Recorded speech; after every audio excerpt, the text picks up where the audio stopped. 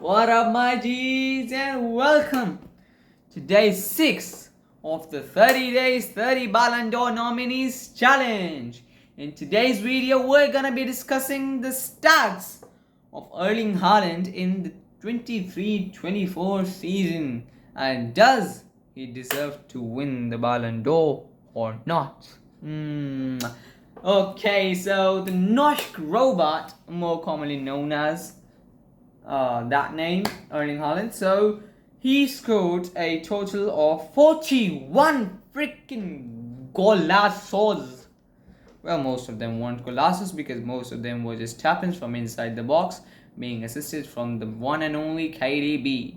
I'm just opening Erling Haaland's every single secret over here.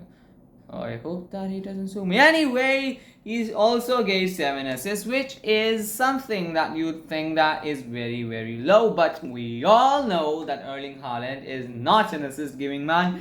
It's just like when he misses a shot and the ball deflects to another player of his team and he just scores. That's his most common assist.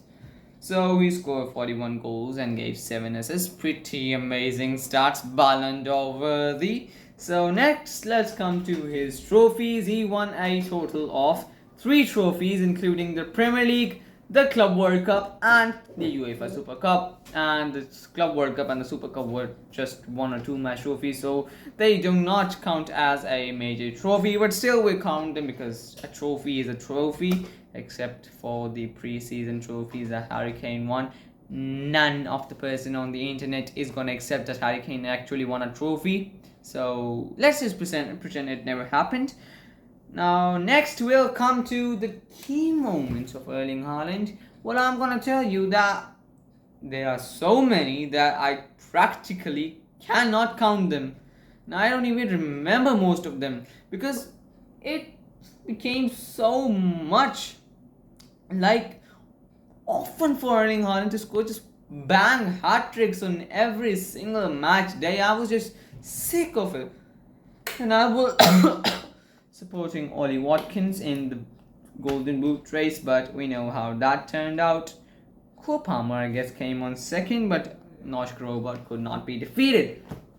So key moments, I cannot list them all, so sorry, Papaya fan. So next, let's come to his setbacks, and I'm gonna tell you there are 1 or 2 because he is at Manchester City, and when you are at an oil club or a very, very rich club supposedly like Manchester City, you don't have many setbacks. But he did have a setback with Manchester City, and that was losing out on the Champions League when they lost the quarterfinal against bloody Real. Why am I saying bloody?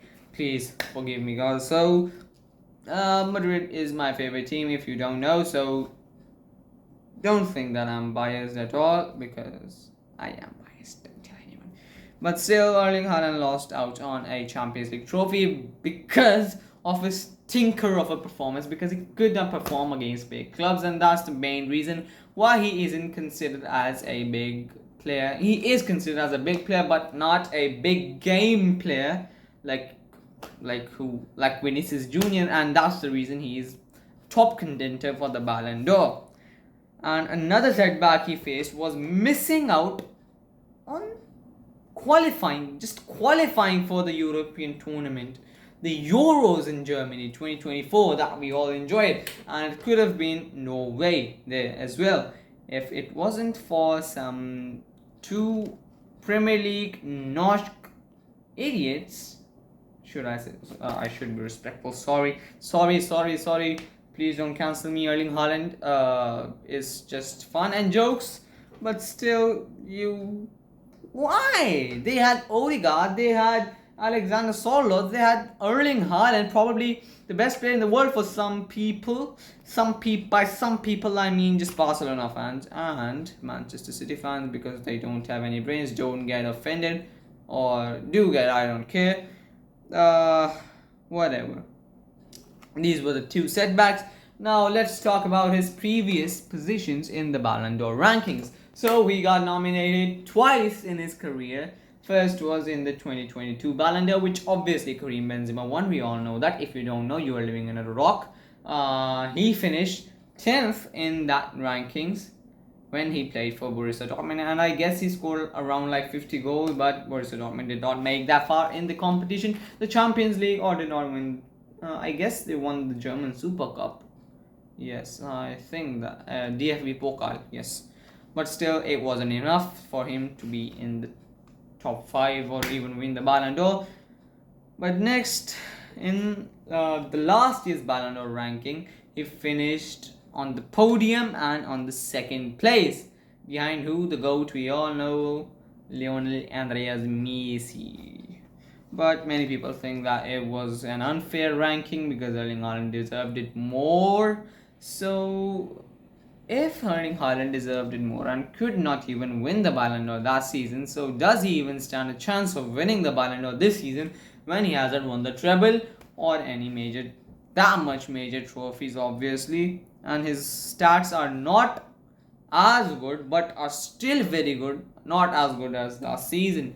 Last season was perfect and he could not win the Ballon d'Or. This season was a little bit, it was perfect, but a little bit down from the perfect scenario. So I don't think that he's gonna win the Ballon d'Or if he did not win the Ballon d'Or last season. So my prediction would be for him to finish in the top 5 or even on the 6th or 7th position. That would be the lowest I'd say he'll come in the rankings.